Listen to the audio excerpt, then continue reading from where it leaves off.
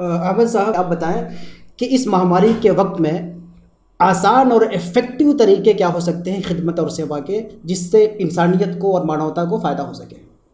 देखिए, मैं इस सिलसिले में प्रॉफिट मोहम्मद सल्लल्लाहु अलैहि वसल्लम की एक हदीस को कोट करना चाहता हूँ।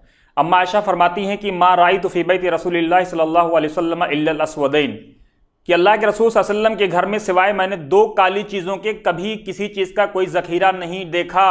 बहुत अहम बात है। पूछा गया वो क्या है, तो कहा गया अलमा व तमर, खजूर और पानी।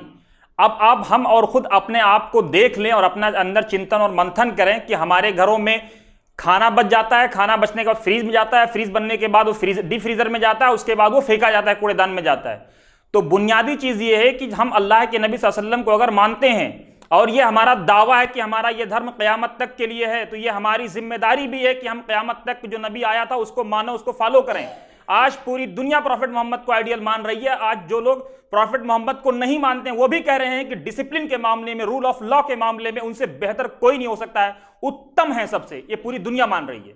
तो इसलिए हमारी जो लोग उनके मानने वाले हैं उनसे अपील है कि इस सिलसिले को नजर रखें कि अल्लाह के रसूल सल्लल्लाहु अलैहि वसल्लम के घर में सिवाय खजूर और पानी के कभी कोई जखीरा नहीं होता था, कभी कोई स्टोर नहीं होता था।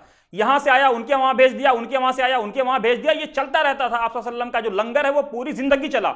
और मैं समझता हूं कि लंगर का जो कंसेप्ट था खानकाहों का, प्रॉफिट मोहम्मद की उसी जिंदगी से आया था जो आपका वो तरीकेकार था। देखिए, पुलिस वालों पे भी अटैक होता है। मैंने देखा है, कल हमारे एक दोस्त हैं सौरभ शुक्ला, एनडीटीवी के रिपोर्टर हैं, उन्होंने कल एक रिपोर्ट किया है पुलिस को कि किस तरह से लेडी पुलिस अपने पीसीआर में लेकर के जो महिलाएं हैं, जो जचगी के दौर से गुजरने वाली हैं, जो दर्द में करा रही हैं, उनको लेकर के हॉस्पिटल एडमिट करा रही है। तो पुलिस का ये भी रवैया, इसको भी हमें नहीं भूलना चाहिए। हमने वो भी देखा है कि एक पुलिस ऑफिसर कैसे जाता है, अपनी बच्ची को गोद में लेता है, लेकिन बच्ची कहती है कि पापा पापा कहां जा रहे हैं, पापा कोरोना फैला हुआ। कहता है बेटा मुझे ड्यूटी करनी है। तो वो पुलिस वाले हमारे लिए ड्यूटी करते हैं। हर जगह बुरे लोग भी हैं, अच्छे लोग भी हैं, और अच्छे लोगों को हाथ जोड़ करके उनको मानवता का, जिस धर्म को पालन करते हैं, गीता, रामायण, यजुर्वेद, ऋग्वेद, अथुर्वेद, सामवेद, कुरान, जिस चीज को मानते हैं उस चीज के हवाले से उनको हम समझाएं। और देखिए, हर इंसान के दिल में एक नरम दिल होता है जो धड़कता है मानवता के लिए। एक ना एक दिन वो जरूर संभलेगा और समझेगा कि उसने कुछ ना गलत किया था। और मैं आखिरी बात कह करके अपने पिता की एक कहावत खत्म करूंगा कि अत्याचार करे धन हुए 20, 25 और 30,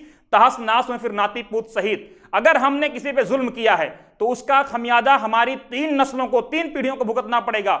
हमें भी भुगतना पड़ेगा, हमारे पोते को भी भुगतना पड़ेगा, हमारे नवासे को भी भुगतना पड़ेगा। इसलिए जब भी कोई काम, देखिए भगवान जब न्याय करता है ना, तो आपका धर्म देख के नहीं करता, आपका कर्म देख के न्याय करता है। इसलिए याद रखिए कि आपको आपका कर्म ठीक होना चाहिए। धर्म आपका कोई भी हो, लेकिन आपका कर्म अगर अच्छा है तो मानवता के सबसे बड़े पुजारी आप हैं और प्रॉफिट मोहम्मद के सबसे बड़े आप फॉलोअर कहे जाएंगे, अगर आपका कर्म ठीक है तो।